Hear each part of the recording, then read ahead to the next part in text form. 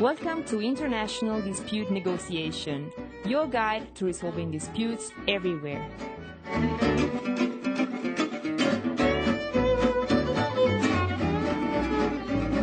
This is Mike McElrath, and this podcast is about different ways of accepting and managing the risks of dispute resolution, presenting them through the eyes of experts from different countries and backgrounds.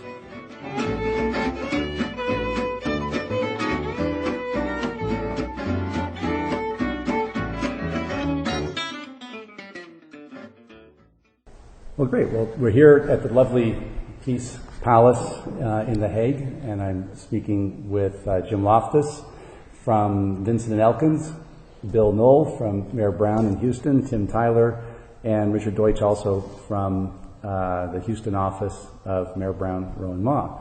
And I thought it would be fun for us all to talk for a minute, kind of since here you are, American litigation lawyers and international arbitration practitioners in a foreign location, to talk to you from the point of view of an American dispute resolution professional. When you think there are times that it would be beneficial or advantageous or simply the same as to negotiating contracts that have dispute resolution clauses with dispute resolution in the courts or in arbitration. The hypothetical I'd like to use with you, it would be, say, GE hypothetical. It's be free to give what your view is of what GE should do in these cases.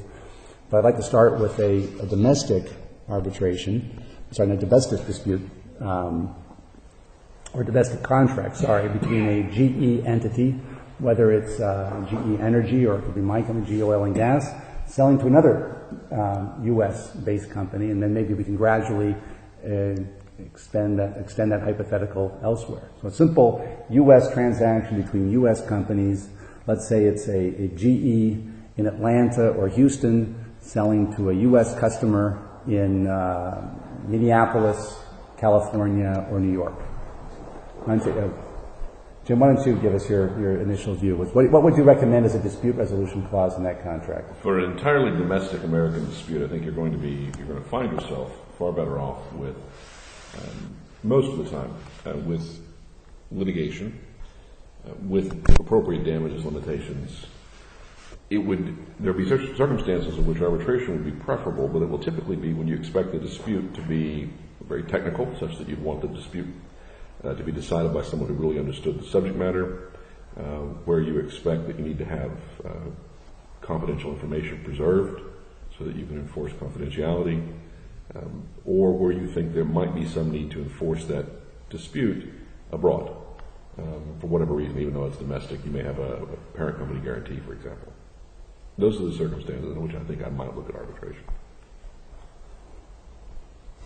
This Bill Knoll, I would agree with that. I think the advantages of arbitration domestically are not the advantages of speed and cost effectiveness that they're often played up to be.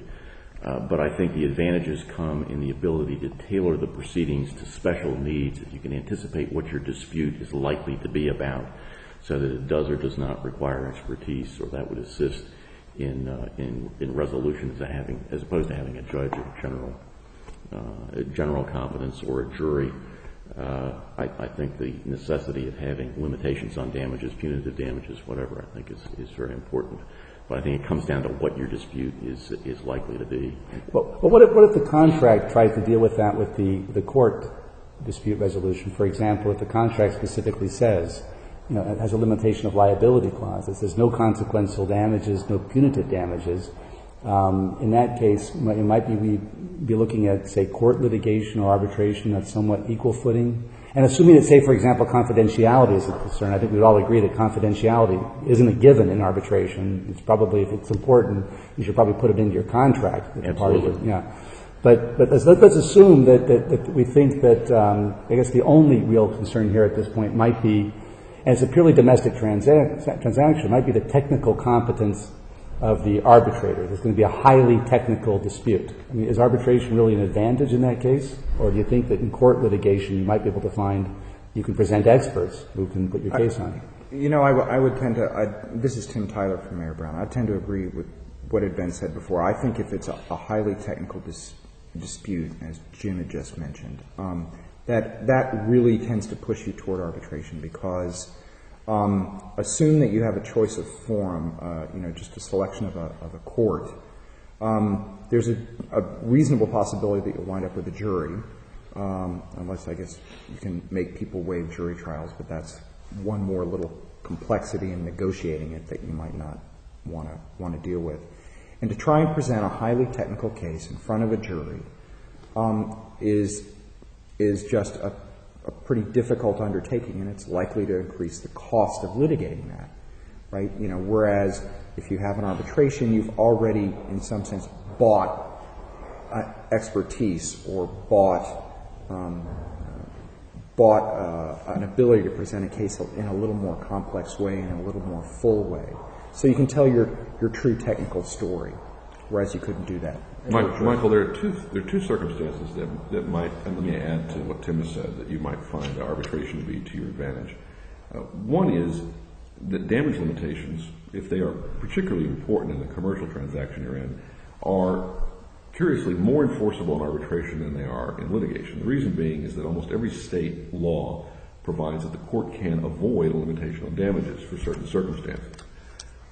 In the arbitration context, however, you can make that limitation a limitation on arbitral power. In other words, say regardless of whatever doctrine that exists in the law, the arbitrator has no power to do this. It gives you an additional way to lower the risk. They still may try to do it to you, but it may make the award unenforceable.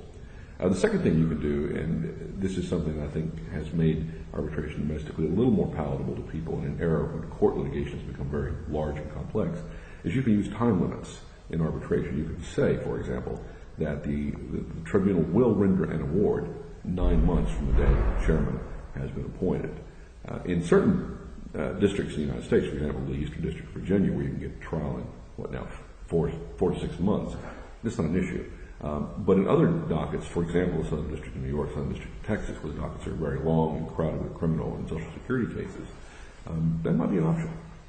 Well, and that's another good reason for another way you can tailor your dispute resolution mechanism to your case, because if you do arbitrate, you can pick arbitrators based on their availability and their ability to render a decision, to get the hearing and render a decision within a specific amount of time, whereas if you go to court, you're going to live with whatever the system is in the jurisdiction where you wind up, where you may or may not be able to get to trial within a couple of years. By the way, as an aside, we've done that where we've actually had dispute resolution clauses where we've limited the time the arbitrators have to render an award, and what they do is they ask for extensions.